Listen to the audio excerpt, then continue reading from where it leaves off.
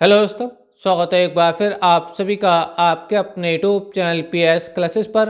तो दोस्तों, आज के इस वीडियो लेक्चर में हम बात करेंगे जिन छात्रों ने 12th क्लास फिजिक्स के प्रैक्टिकल के संबंध में खगोलीय दूरदर्शी टॉपिक तैयार किया है और इसका डायग्राम अपने चार्ट पेपर पर बनाया है। तो दोस्तों, आज के इस वीडियो लेक्चर में हम आप लोग को बताएंगे कि आप लोगों से इस टॉपिक से एग्जामिनर द्वारा कौन कौन से सवाल पूछे जा सकते हैं और उन सवालों का आप लोगों को क्या जवाब देना होगा ताकि आपका वाइवा सबसे अच्छा हो। तो आइए दोस्तों, बिना किसी देरी के शुरू करते हैं वीडियो लेक्चर को, समझते हैं पूरी बात को। देखिए दोस्तों, अगर आप चाहते हैं कि आपका वाइवा पूरी क्लास में सबसे अच्छा हो तो उसके लिए बच्चों आप लोगों से मेरा विशेष रिक्वेस्ट यही है कि एक बार वीडियो लेक्चर को आप पूरा जरूर देखें। देखिए, आप वीडियो लेक्चर को आप पूरा देखेंगे तो आपको पूरा कॉन्सेप्ट समझ में आएगा कि खगोलीय दूरदर्शी क्या है और ये कैसे काम करता है और इस पर कौन कौन से सवाल आपसे पूछे जा सकते हैं। तो चलिए देखिए बच्चों, पहले एक नज़र इसके डायग्राम को समझ लेते हैं, ठीक है, फिर इससे संबंधित क्वेश्चनों को भी समझेंगे। तो देखिए, चलिए, तो देखिए बच्चों, जो खगोलीय दूरदर्शी के जो मुख्य भाग होते हैं बच्चों, ये दो लेंस होते हैं। क्या होते हैं बच्चों? दो लेंस। कौन कौन सा? एक होता है बच्चों अभिदर्शक लेंस, ठीक है, जिसकी फोकस दूरी बहुत ज़्यादा होती है इसलिए ये लेंस बड़ा रखा जाता है, ठीक है। दूसरा लेंस होता है बच्चों नेत्रिका लेंस होता है, जिसकी फोकस दूरी कम होती है, ठीक है। समझ में आ रहा है?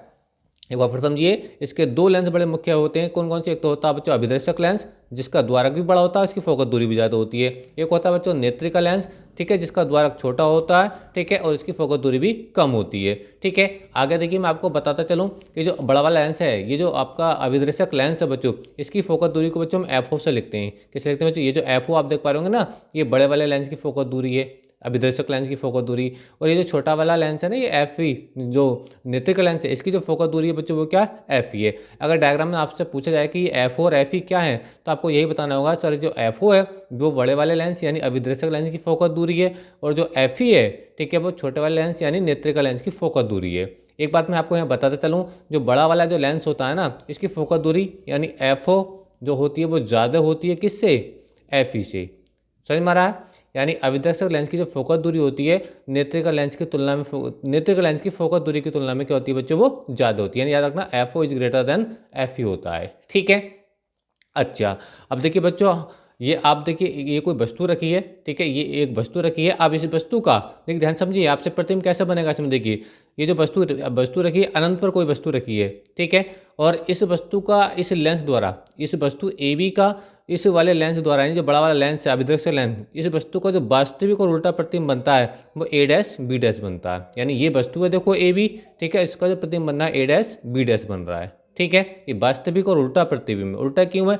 क्योंकि देखिए ध्यान से, इसमें बी ऊपर है और यहाँ पे बी नीचे आ चुका है, बी डैश, ठीक है, समझ में आ रहा है। और जो ए नीचे था और वो बच्चों वो ऊपर हो चुका है, ठीक है। अच्छा, अब ये जो प्रतिबिंब बना है ए डैश बी डैश, इस नेत्रिका लेंस के लिए, नेत्रिका लेंस के लिए आभासी वस्तु का कार्य करता है। तो ये जो नेत्रिका लेंस है, जो छोटा वाला लेंस है, ठीक है, इस आभासी वस्तु यानी ए डैश बी डैश का आभासी व सीधा प्रतिबिंब क्या बनाता है बच्चों? ए डैश बी डैश बनाता है, A double dash B double dash बनाता है। समझ में आ रहा है आप लोगों को मेरी बात? चलिए एक बार में थोड़ी बात मैं आपको फिर से रिवीजन करा देता हूँ कि देखो, ये अनंत पर कोई वस्तु रखी है, ठीक है, इस वस्तु का बड़े लेंस द्वारा प्रतिबिंब, वास्तविक व उल्टा प्रतिबिंब ये बनता है ए डैश बी डैश, ठीक है। अब ये जो ए डैश बी डैश प्रतिबिंब बना है, ये छोटे वाले लेंस के लिए आभासी वस्तु का कार्य करता है, और ये छोटा वाला लेंस बच्चों नेत्रिका लेंस, इस वस्तु का आभासी आभासी व सीधा प्रतिबिंब A double dash B double dash बनाता है, ठीक है।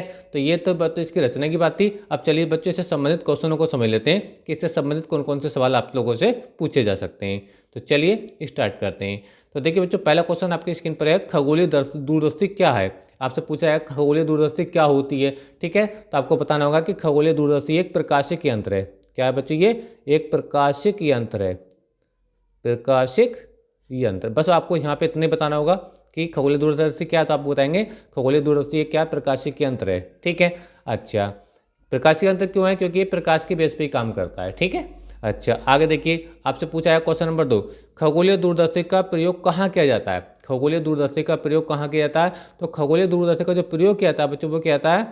आकाशीय पिंडों जैसे चंद्रमा है, तारे हैं, ठीक है, इनको देखने के लिए बच्चों इसका प्रयोग किया जाता है, ठीक है। आपसे पूछा जाए खगोलीय दूरदर्शी का प्रयोग कहाँ किया जाता है, तो खगोलीय दूरदर्शी का प्रयोग आकाशीय पिंडों जैसे चंद्रमा है, तारे हैं, सूर्य है, इनको देखने के लिए इनका प्रयोग किया जाता है, ठीक है।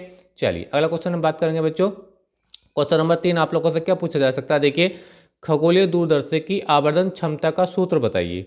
खगोलीय दूरदर्शी की आवर्धन क्षमता का सूत्र बताइए। ठीक है, तो देखिए बच्चों, मैं आपको इसका फार्मूला बता देता हूँ। देखो, आवर्धन क्षमता को लिखते हैं बच्चों एम से। कैसे लिखते हैं बच्चों? एम से लिखते हैं। ठीक है, तो एम बराबर होता है बच्चों माइनस के एफ अपॉन एफ ही होता है, एफ अपॉन एफ ही होता है। ठीक है, ये आवर्धन क्षमता उस कंडीशन में होती है जब बच्चों प्रतिबिंब का बनता है बच्चों अनंत पर बनता है। का बनता है बच्चों? अनंत पर बनता है। ठीक है, तो खगोलीय दूरदर्शी की आवर्धन क्षमता का सूत्र होता है बच्चों माइनस एफ अपॉन एफ ही होता है। ठीक है, नेक्स्ट क्वेश्चन की बच्चों बात करेंगे हम। तो नेक्स्ट क्वेश्चन है, देखिए, दूरदर्शी की विभेदन क्षमता का सूत्र बताइए। देखो, ये आवर्धन क्षमता का फार्मूला था माइनस एफ अपॉन एफ ही।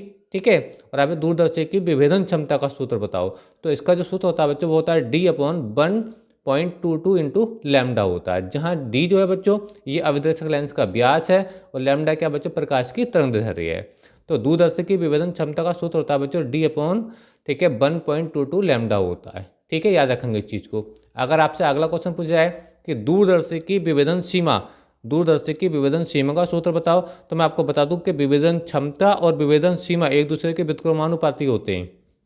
ठीक है, तो इसका फार्मूला, अगर दूरदर्शी की विभेदन क्षमता का फार्मूला डी अपॉन 1.22 लैम्डा था, तो इसका फार्मूला बिल्कुल उल्टा होगा। इसका उल्टा होने का मतलब क्या है कि जिसका नीचे का वैल्यू था 1.22 लैम्डा अपॉन डी होता है। समझ में आ रहा है आप लोग को मेरी बात? तो देखो, दोनों ही फार्मूले एक दूसरे के उल्टे हैं, है ना, क्योंकि दूरदर्शी की विभेदन क्षमता और विभेदन सीमा एक दूसरे के व्युत्क्रमानुपाती होते हैं।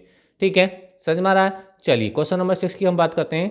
क्या सवाल है, देखिए, दूरदर्शी के अभिदर्शक लेंस का व्यास अधिक क्यों लेते हैं? जैसे कि आप स्क्रीन पर मैं आपको बता रहा था कि जो अभिदर्शक लेंस है इसका जो व्यास है बड़ा क्यों लेते हैं बच्चों? इसका रीजन ये होता है, दूरदर्शी के अभिदर्शक लेंस का व्यास लेने का मतलब ये होता है कि ये वस्तु से आने वाले प्रकाश को ज़्यादा से ज़्यादा एकत्रित करे और इसका चमकीला प्रतिबिंब बनाए। एक बार फिर समझिए, आपसे पूछा है कि इसका जो व्यास है बड़ा क्यों लिया जाता है, फोकस दूरी ज़्यादा क्यों ली जाती है? इसका रीजन बच्चों ये होता है कि वस्तु से आने वाले ज़्यादा से ज़्यादा प्रकाश को एकत्रित करे, मतलब इकट्ठा करके, ठीक है, और उसका चमकीला प्रतिबिंब बनाए। ठीक है, इसलिए बच्चों इसका जो व्यास होता है बच्चों ज़्यादा रखा जाता है। तो आइए बच्चों, ये भी आपको समझ में आ गया होगा कि अभिदर्शक लेंस का व्यास बड़ा क्यों लिया जाता है। ठीक है, अच्छा, आपसे अगर पूछा जाए अनंत पर स्थित वस्तु का प्रतिबिंब लेंस द्वारा कहाँ बनता है? अनंत पर स्थित वस्तु का प्रतिबिंब, ठीक है, लेंस द्वारा कहाँ बनता है? तो बच्चों मैं आपको बताता हूँ कि जब वस्तु अनंत पर होती है, ठीक है, तो उसका जो प्रतिबिंब बनता है ना, फोकस तल में बनता है। कहाँ बनता है? फोकस तल में बनता है। फोकस तल, इस चीज़ को याद रख लेंगे। ठीक है, फोकस तल में। ठीक है, तो यानी जब कोई वस्तु अनंत पर होती है, ठीक है, ये तल शब्द है, तल, ठीक है, तो उसका प्रतिबिंब कहाँ बनता है? फोकस तल में बनता है। ठीक है, चलिए आगे बात करेंगे बच्चों हम।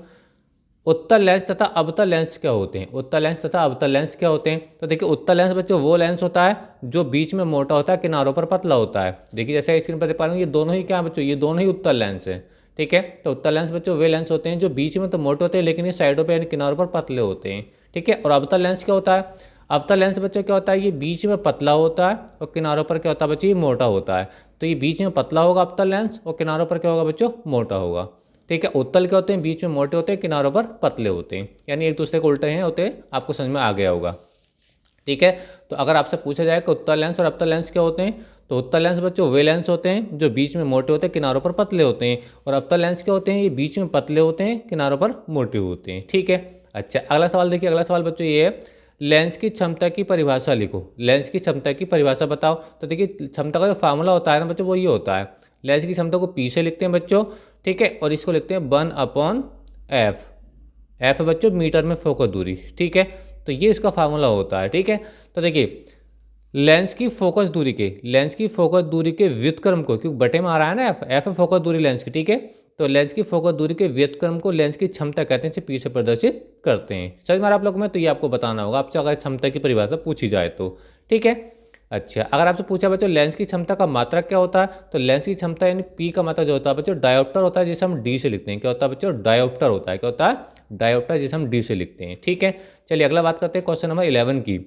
उत्तल लेंस से कैसे प्रतिबिंब बनते हैं? उत्तल लेंस से कैसे प्रतिबिंब बनते हैं? तो उत्तल लेंस से बच्चों हमेशा वास्तविक और आभासी प्रतिबिंब बनते हैं। वास्तविक और उल्टे प्रतिबिंब, वास्तविक और उल्टे प्रतिबिंब, वास्तविक व उल्टा प्रतिबिंब बनता है तुम्हारा किससे? उत्तल लेंस से। ठीक है, तो उत्तल लेंस से कैसे प्रतिबिंब बनते हैं? वास्तविक व उल्टे। ठीक है, समझ में आ रहा आप लोगों को मेरी बात? अच्छा, आपसे पूछी जाए कि फोकस दूरी की परिभाषा क्या होती है? फोकस दूरी की परिभाषा क्या होती है? ठीक है, तो आप बताएंगे लेंस के प्रकाशिक केंद्र और उसके फोकस बिंदु के बीच की दूरी को फोकस दूरी कहते हैं। समझ में आ रहा है आप लोगों को मेरी बात? एक बार फिर समझा रहा हूँ। आपसे पूछा जाए कि फोकस दूरी की परिभाषा बताओ, तो आप बताएंगे लेंस के प्रकाशिक केंद्र और उसके फोकस बिंदु के बीच की दूरी को लेंस की फोकस दूरी कहते हैं। ठीक है, नेक्स्ट बच्चों हम बात करेंगे अगला कि निर्वात अथवा वायु में प्रकाश की चाल कितनी होती है। तो निर्वात अथवा वायु में जो प्रकाश की चाल होती है बच्चों वो होती है 3 × 10⁸ मीटर पर सेकंड होती है, मीटर पर सेकंड। तो निर्वात अथवा वायु में प्रकाश की चाल का ये फार्मूला होता है और इसको बच्चों हम सी से रिप्रेजेंट करते हैं। ठीक है, चलिए नेक्स्ट बच्चों हम बात करेंगे इसे खगोलीय दूरदर्शी क्यों कहा जाता है। ये जो आपने डायग्राम बनाया है, ठीक है, तो कहेंगे इसको खगोलीय दूरदर्शी ही क्यों कहते हैं, क्योंकि बच्चों इसकी सहायता से आकाशीय पिंडों को देखा जाता है।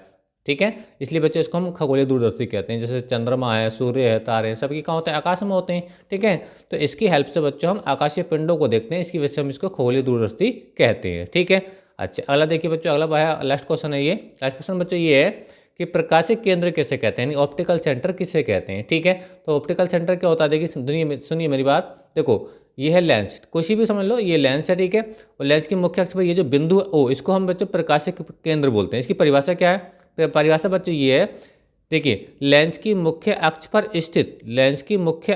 स्थित वह निश्चित बिंदु जिससे होकर गुजरने वाली प्रकाश की किरण अपवर्तन के पश्चात अपने मार्ग से बिना विचलित हुए सीधी निकल जाती है। इसी को बच्चों क्या बोलते हैं, प्रकाशिक केंद्र बोलते हैं। अगर देखिए मैं आपको आपका लेंस दिखाने का प्रयास करूं, ठीक है, तो देखिए कैसे करेंगे। देखिए मान लीजिए इसका प्रकाशिक केंद्र ये है, यहाँ पे है ना, ये ओ। ठीक है, तो अगर देखो कोई प्रकाश किरण बच्चों यहाँ से आ रही है, प्रकाश ऑप्टिकल सेंटर से आ रही है। ठीक है, तो ये जैसे आएगी वैसे ही निकल जाएगी, यानी अपने मार्ग से विचलित नहीं होगी।